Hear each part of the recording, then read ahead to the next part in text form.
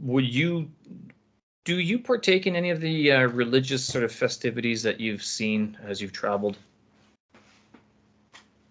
Like even as a spectator? I guess with my Chinese family or with my Vietnamese family, respectively, for the Chinese or Vietnamese New Year's. Mm-hmm. With the Vietnamese family, there was certainly more to it. I mean, they would actually go to the burial places of their grandparents and sweep the tombs and do other things associated with it. Mm. Whereas with Chinese New Year, it seems to be fairly secular, hardly any religious aspects, maybe spiritual, the burning of the money, the fake money, but Well, not really much. there's a bit of because there is that family element, but like in terms of going to like tomb sweeping, that they have a dedicated day for that later on, right? Right. So they sort of separate that. But that's tomb sweeping festival is like when the ground has thawed, it's not so threatening to go walk through muddy hillside sort of thing to the burial grounds and stuff like that. I mean, it's just to Right, the right, cemeteries. It's not as not as weather inclement, not as bad. right. The weather's And in not as bad. Vietnam, it's very warm, so they wouldn't have an issue visiting the graves. Yeah. Yeah, yeah. So yeah, I don't know. I like to go see them, and I like to take videos too if I can, as long as I'm able to do it in sort of a respectful way. I think a lot of people, a lot of the religious ceremonies that I've seen have all been outdoors or on public display. So Mhm. it's they're meant to be viewed by the people. It's not a closed off affair. It's not like going to a church and then when they're doing the blessing, like running up there and going, "Oh, what are you doing? Take a picture." Right, No, yes. nothing like that. But yeah, interesting. It's neat to see. I can't say I've been convinced to join any other religion, to tell you the truth. I know that some of other expats feel the need to, but me, nah. My impression is most of the, especially people who are teaching English as a foreign language, if they are not, if they're not proselytizers, okay, there's certainly that subset Yeah. who are going around spreading typically the faith of Christianity. Then they're usually soft atheists. Okay. No, no, Okay. that's an actual term. That's an actual term. I understand. What do you mean by this? Well, Proselytizing and soft atheism. Well, the proselytizers are out spreading the good word, but then most of the rest are soft atheists.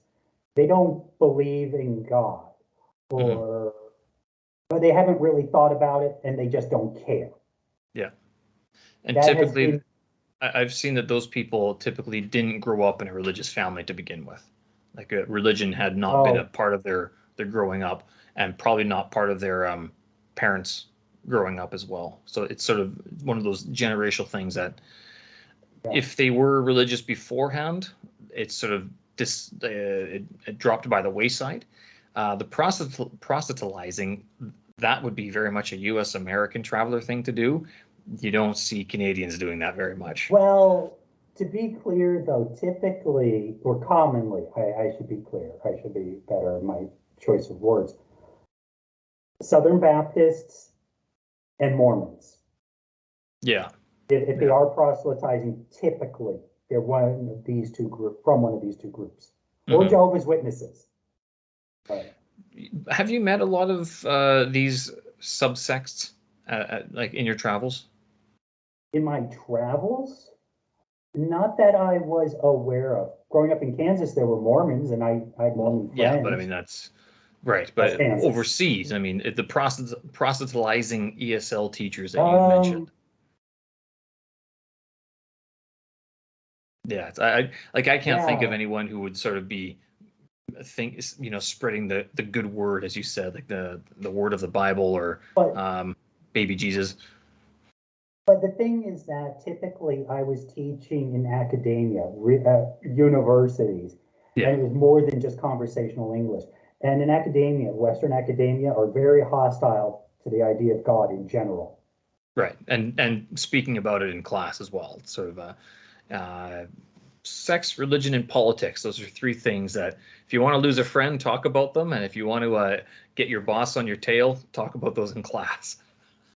Yes, certainly. There, it is rare that such topics are appropriate in the classroom. They may be, there may be classes where it's appropriate, but typically undergraduate level classes, teaching about writing or just conversational English, typically Yeah. doesn't involve that.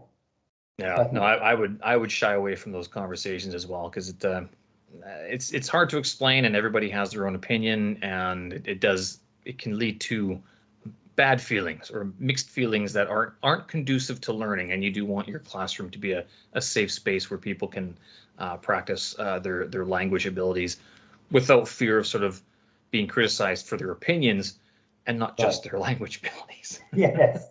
Yeah. Yeah. Right. Good point. All right. Well, it's getting late here, and I think there's another game on with the World Cup, and I think I should do at least some token watching of the World Cup. I have it on, but I have it on for sort of as a passive method to learn Chinese, extensive listening, as they would call it, I guess. I see. But if you ask me to translate what's going on, no, I wouldn't. It'd be tough. Improving, but it would be tough. Just point to the screen. See, the thing about soccer That is that it's doesn't fairly help my self-explanatory. Chinese language abilities. Well, can see at least, but again, with soccer, the vocabulary ought to be fairly simple. Imagine trying to describe American football. It's so many different things going on. Even baseball is more sophisticated than soccer. Yeah, Mind you, I'm not putting down soccer. I played soccer. I like soccer. It's a good thing. right. Well, I don't know. What are you doing this afternoon in Georgia? You're not going to go play soccer. You're not going to watch the World Cup either, are you? It's in your time zone, isn't it? Or a couple hours. It's It is in my time zone, but for example, the game between the United States and England started at 11 o'clock at night here. And uh, Qatar is, I think, in the same time zone. This yeah. was Friday night. Yes, Friday night. The game was on at 11 at night so that Americans and Britons could both enjoy the game. Could watch the game. Yeah, that's kind of funny actually.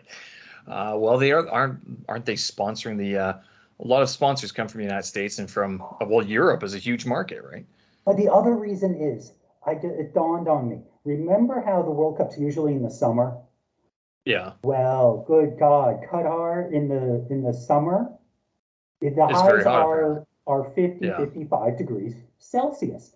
So first they changed it all the way to November. But another reason they may be playing it at night is Cooler. because it's still, yeah, Oh, even wow. 5 or 6 degrees Fahrenheit, just 2 or 3 degrees Celsius.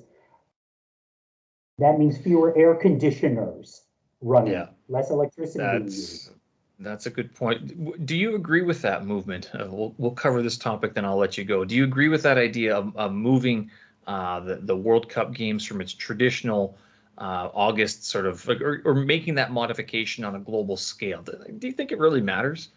I think that for the intent of the World Cup being a competition where, in theory, any team in theory could get through the qualifiers and actually compete.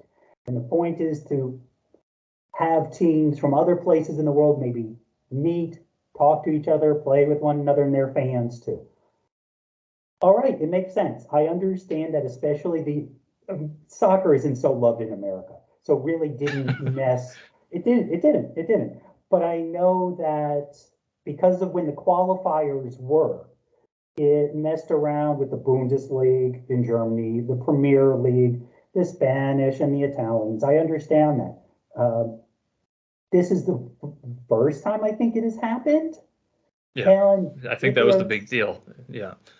And if they're trying to make it global, then yeah, that's going to come with it. I mean, nobody cries when the NHL has to change their season because of the Winter Olympics.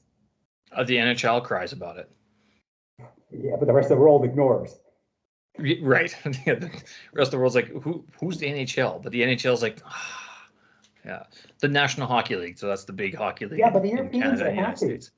You know, Yeah. have you watched European games? Not Little. really. No, I So, can't but say I know the schedule. well, even in the Olympics, the the ice rink is wider. Hmm. Uh, the play is not as aggressive. It's a lot friendlier. It's Yeah. the Americans and Canadians who ruined apparently the beautiful art that is supposed to be ice hockey. I don't know if they ruined it. I think they just took a little bit of more of a competitive edge to it. That's all. Yeah, there you go. All right. Well, that was a pleasure talking to you, Denny, as always. And we will Likewise. certainly talk again. Have a great Sunday afternoon. Okay. Bye bye. Thanks, you too, Steve. Bye.